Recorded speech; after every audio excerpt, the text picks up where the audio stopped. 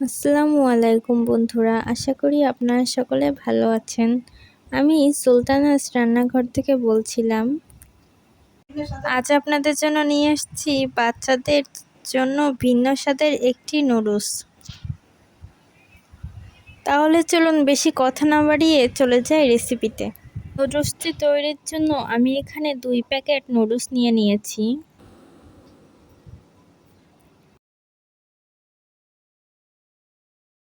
এবার একটি পাত্রে 2 গ্লাস পানি দিয়ে নুডলসটাকে সিদ্ধ করে নেব।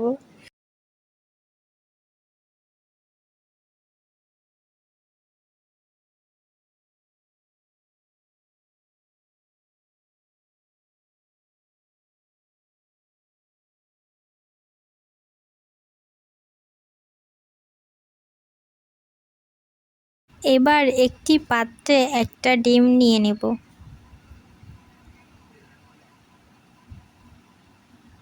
তারপর এর মধ্যে কুচিয়ে রাখা পেঁয়াজ, কাঁচামরিচ দিয়ে একটু মিক্স করে নিতে হবে। তারপর এর মধ্যে পরিমাণ মতো লবণ দিয়ে আবারও মিক্স করে নিতে হবে।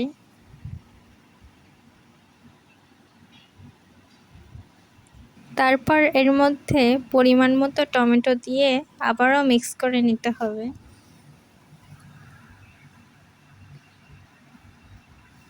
এখন আমি 2 প্যাকেট নুডলসের মশলা দিয়ে দিব।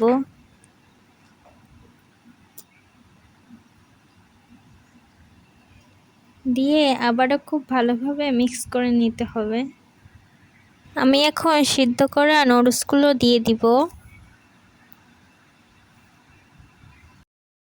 সবটুকু নুডলস দিয়ে দেওয়ার পর আমি এর মধ্যে ধনেপাতা দিয়ে দিব। ধনেপাতা দিয়ে আবারও খুব ভালোভাবে মিক্স করে নিতে হবে।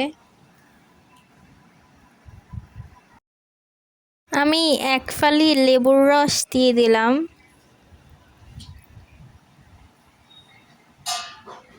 দিয়ে আবারও খুব ভালোভাবে মিক্স করে নিতে হবে। এখন আমি একটি প্যানে পরিমাণ মতো তেল নিয়ে নিব।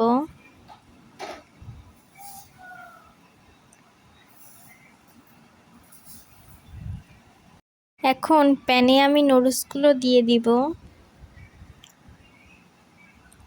নুডলসগুলো দিয়ে একটি চামচের সাহায্যে সম্পূর্ণ প্যানে গোল একটি শেপ করে দিয়ে দিব। দিয়ে এটাকে মিডিয়াম হিটে ভেজে নিতে হবে। এভাবে শেপ দিয়ে দেওয়ার পর এটাকে ঢাকনা দিয়ে 5 মিনিট ঢেকে রেখে দিতে হবে। এই সময় চুলার জালটা আস্তে করে দিবেন, না হলে নুডলসটি পুড়ে যাবে। এক পাশ হয়ে গেলে আরেক পাশ উল্টিয়ে দিতে হবে।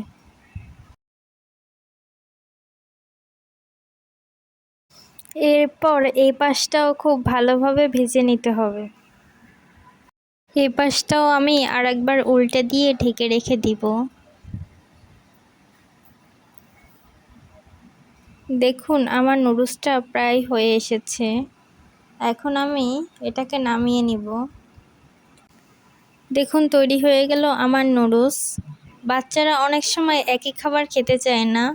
হাতের কাছে যদি নুডলস থাকে তাহলে এভাবে আপনারা নুডলস বানিয়ে দিতে পারেন, তাদের অবশ্যই পছন্দ হবে।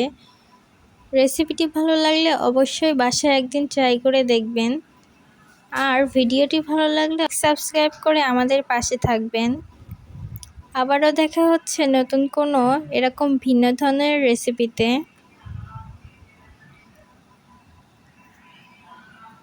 আজ এই পর্যন্তই। আল্লাহ হাফেজ। সবাই ভালো থাকবেন। কথা বলবি।